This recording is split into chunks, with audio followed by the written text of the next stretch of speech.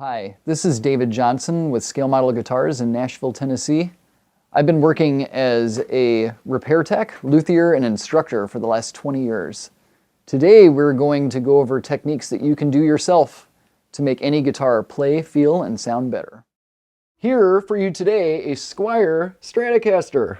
And we were going to start doing a setup on this guitar, but we ran into an issue. I'm going to tune the guitar. The issue is this. The frets are not level. I'm going to use this tool by StewMat called a fret rocker. And what this tool does is it spans 3 frets at one time. And what I'm looking for is a fret that is higher than the 2 surrounding it. Found one. You see that there? You hear it? I'm spanning 3 frets. The one in the middle is higher than the 2 surrounding it. There's another one. As you ascend up the fretboard, there's another one. Oh, these are all over the place. So why does this happen? I'll tell you why it happens. Because a lot of overseas makers, Squier would be one of them, do not glue their frets in. Okay, so we have the neck off the body now. I'd like to show you something. I'm going to go ahead and just pull a fret cold. And I'm just going to very carefully wiggle one out. No heat needed. There's no glue. This is Indian laurel. Very soft stuff. And there it is. There's your fret. As you can see, no glue on the fret tang. No glue in the slot. So what do? We have to glue the frets in so they stay put. If you glue the frets in, it makes your guitar sound much better. Why is that? Because the frets are glued in. They're not moving. You're going to transfer more string vibration. It's going to make the neck more rigid. It's going to make the frets fit to the slots. If I were to look at the cross section of a fret, they're really just 2 parts. There's the fret crown, so it looks like this, and then it comes down. There are teeth, the cross section of a fret. This would be your crown. This is called the tang. These are the teeth of the tang. The fret is getting hammered in from the factory. I want to see it sitting down. The bottom sides of the crown physically touching the fretboard material. If they're not, there might be a little pocket in there. And then this is just loose in the pocket. The first thing I'm going to do is make sure my neck is relatively straight. Little bit of back bow. So I need to take that out. So I'm just letting the neck out. I'm actually introducing, like making it bow that way just to get it to level. They also make a segmented straight edge, which is really cool if you have one. And it has notches where the frets would be, so you can actually read the board.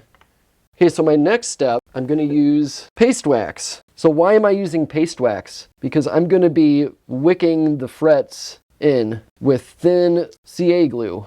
And I don't want that glue to fill the pores. This is pretty soft fretboard material, Indian laurel. But this is a very quick and easy way to glue your frets in. And again, I'm just going to glue them where they lie. If you were to find any that are just straight up not seated, then it wouldn't be a bad idea to knock them in with a hammer, hitting very, very lightly, so they're not sitting up super high. And you can run a thin feeler gauge under there to test that. But none of these seemed like out of hand. They're just out enough to splat away. So what I'm going to do is I'm going to use this stuff. It's thin cyanoacrylate. CA glue. It's super glue. So I've already waxed along each side of the fret crown. Now what I'm going to do, I put a whip tip on the top of the CA bottle. And watch as I do this. I'm going to go very light. I'm just wicking in, running some of that thin down the side. It does not take much to do this. What that's doing is it's moving inside the fret slot. I'm wicking the glue, or wicking the fret in place. I used the paste wax on the board because this glue will not stick to the paste wax. You want to be careful when you're doing this not to run glue over the side of the fretboard and onto the sides and back of the neck. Okay, now that we have the frets glued down, I wanted to run through the leveling beams that I use. I used to use one of these, and it's actually a homemade leveling beam. This one was made out of mahogany. I have another one made out of maple. But what I would do is I would actually just take a granite slab that I know is perfectly level, and I would stick down paper on that, and then I would level it on that. And it was cool, it worked, you know, in an effort to save money, as I like to do. But the problem with that is you have to keep truing it up. Eventually, I bit the bullet, and I got the StewMac fret bar. This tool is incredible. You want to get this. It's amazing. It took a minute just to get used to the weight of it, but honestly, after a couple of jobs, you're rocking. Well, plus it's made of aluminum, so it's not going to move. So you don't have to keep truing it up. The old school way of doing this would have been with like one of these, like a little short leveling, like basically a file. But what we used to do is, like, you know, level the board like that. If you were doing it correctly, you would start on one side in one direction, so as not to hit the middle twice. So now I've Sharpied the tops of all the fret crowns. I'm going to use my full span beam. I want to keep my thumb in front of the nut so I don't accidentally hit that. And I also want to hang the headstock over the edge of the bench. You don't want to do this. Keys on or off, that doesn't matter. If I were to level the board like this, I'm going to be putting weight in the middle of the span. It's going to give you an incorrect level. You always want to hang that headstock over the edge of the bench. That's why you strike the neck. It's also faster. So I'm going to do the whole span at one time.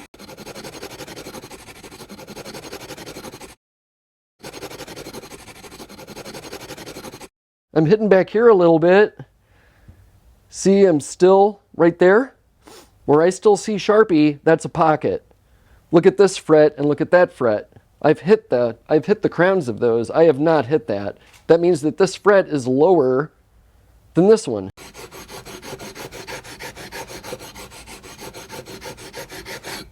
There we go. A little bit more. Still need to hit that. Still need to hit that. Headstock over the edge of the bench. And I'm looking as I'm working. I'm looking at the change that I'm affecting. I just kissed that one. Just got that one. I am level from here to here. There is no Sharpie left. From here to here, I'm not hitting anything. So why is that? There's a concept you need to understand, and that's called fall away. So when I have a guitar neck, they're all shaped the same. It's round, round, round, round, heel, right? So when the strings go up to pitch and they deflect the neck back, there's more meat right there than here. So you've got to think of it in terms of a fulcrum point. When the strings go up to pitch and deflect the neck back, it doesn't move like that. Your fulcrum point's going to be right there where the heel starts. It's going to go back. If I level everything dead flat and I don't put fall away from here to here, then what will happen is the neck's going to go back and I'm introducing kick up. So to counteract that, we want to stay ahead of the curve. So what I'm going to do, hang the headstock over the edge of the bench. I'm going to focus my level to the back of the neck. I'm going to follow what the neck is wanting to do.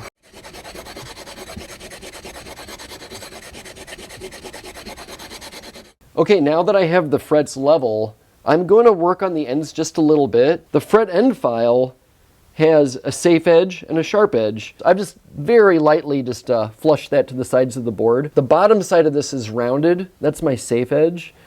And I'm just hitting the sides. The motion is like this. And this is just to take the sharp points off of the sides. We don't want to feel those sharp ends on our fingers. It's kind of annoying.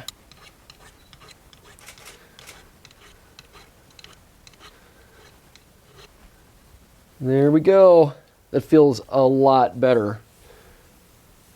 If you could imagine the side of our fret. So say this is the fretboard, and this is just the exposed cross section of the crown. What I did with the level was essentially this. I made the top like flat, so I need to take material from here and here to make it a nice elegant crown again, like that. Okay, what a crowning file is it's a grooved surface on a file. If you can see that, what that looks like, it's got that concave shape. When that goes onto the fret, makes it round, puts the crown back. This is a diamond file. This is sold by StewMac. I love this tool. I actually haven't even used my old school files since I got one of these. They make it in 150 grit. I think they make it in 300 grit too. Tremendous tool, it gets it done quick. And the technique for this, I'm keeping my thumb down here.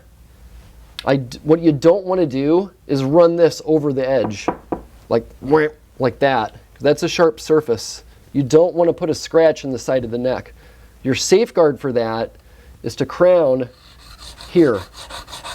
I can see the file marks left behind by the leveling beam. So all I'm doing is I'm going to the point where I can see a little line left over from that. And then I stop. And I'm only working from here to here. This is the other advantage of gluing the frets down. That fret isn't going to move now. If I were trying to do this with the fret not glued in, then I'd be physically pressing that thing down. It wouldn't be leveling anything. Okay, the next step is to rake the frets. We're going to top them off. We're going to make them shiny. So to do this, I'm going to have 3 grits of sandpaper. I like to start with a 400. Sometimes I'll move to a 600, and then 800 and 1000. We don't want to go below 400 in grit. We don't want to do like 320 or 120. That's going to be way too aggressive for nickel silver fret wire, or for any fret wire for that matter. But what I'm doing, see my motion around my finger? It's like that, but I'm just moving. I'm moving kind of quick. Back and forth. I want to see that I've sanded it to the point where all the file marks from the crowning file are gone. So there's 400. Now I'm going to move to 800.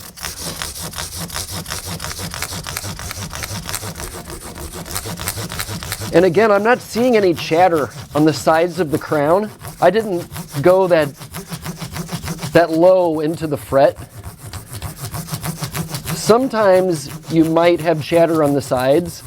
If that's happening, you might want to consider using a squeegee, wrapping your paper around something so it actually does hit the sides of the crowns. Now 1000.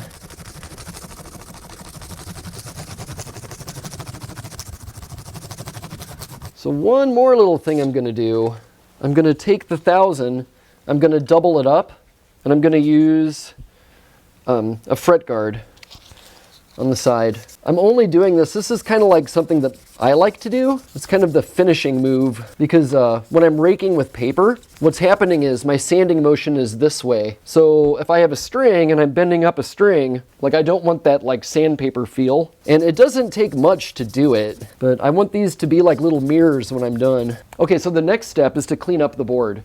A quick and easy way to do that is to scrape the board back. So how do we scrape the board back? We're going to use either a razor blade or a utility blade. If you remember, in the beginning, we used the paste wax on the fretboard in order to protect it. So that was not only from the glue, but also for all the sandpaper that we were about to run over it. So an easy way to get rid of all of those marks, all of the glue, and all of the wax is to scrape the board back. Now this is an Indian Laurel fretboard. It's a pretty soft material. This is going very fast. You can basically do this on any unfinished fretboard material. Where I wouldn't do this is if you had like pearl block inlays, or say you had like celluloid nitrate vintage inlays and like a Les Paul or something. In those events, you would mask the board off, meaning you put tape alongside each fret. Okay, so now that we've scraped the board back, we are going to steel wool it. And for that, I'm going to use Quat-Ot steel wool. If you see this in the hardware store, it's 0000 Quat-Ot. And what I'm going to do is rake with the steel wool. And look at all that tape you just saved. You don't have to mask this off. You're done. And there you go. Okay, after that, we're going to oil the board. So fretboard oil, right now I'm just using Dunlop 65. I like this stuff. Many makers of fretboard conditioner, I have friends that just use lemon oil. It's very important to condition any unfinished fretboard material, especially now in the winter where the humidity is very low. Okay, there you go. Nice and level. No more splat. Nice and clean. Ready to go back on.